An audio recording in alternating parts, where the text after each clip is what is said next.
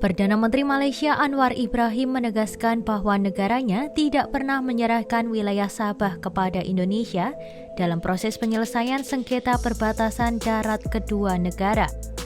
Penegasan ini disampaikan Anwar saat berbicara di hadapan Parlemen Malaysia Dewan Rakyat pada Rabu 4 Februari 2026. Hal ini bertujuan untuk merespon isu yang menyebut Malaysia menyerahkan ribuan hektar wilayah kepada Indonesia. Anwar membantah klaim yang menyatakan Malaysia telah melepas lahan seluas 5.207 hektar kepada Indonesia. Ia menegaskan penetapan batas wilayah dilakukan sepenuhnya berdasarkan perjanjian internasional yang telah disepakati sejak era kolonial, khususnya perjanjian tahun 1891 dan 1915. Anwar menguraikan dua wilayah yang termasuk dalam kategori Outstanding Boundary Problems, yakni Pulau Sebatik dan kawasan Sungai Sinapat Sungai Sesai.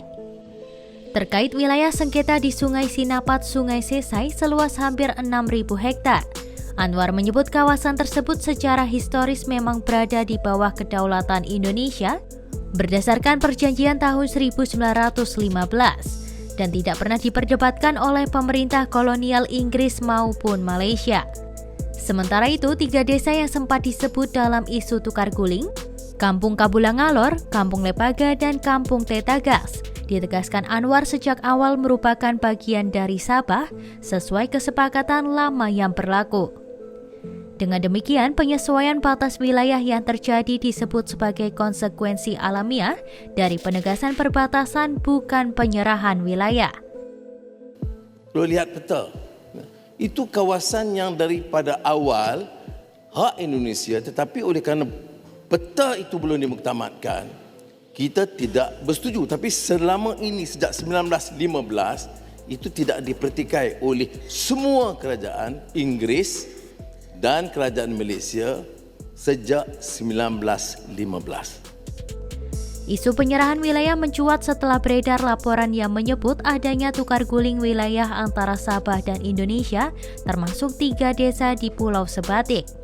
Namun Anwar menilai anggapan barter wilayah tersebut tidak berdasar dan tidak masuk akal. Saya ingin menegaskan bahawa penentuan sepadan tidak bersandarkan pada prinsip pampasan atau timbal balik atau untung rugi seperti yang didakwa. Sebaliknya, penentuan sepadan antara Malaysia dan Indonesia bersandarkan kepada konvensyen dan perjanjian.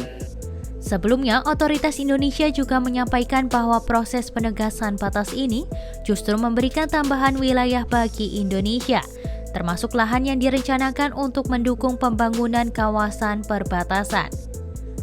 Pernyataan Anwar ini sekaligus menegaskan komitmen Malaysia dan Indonesia menyelesaikan persoalan perbatasan secara damai dan sesuai hukum internasional.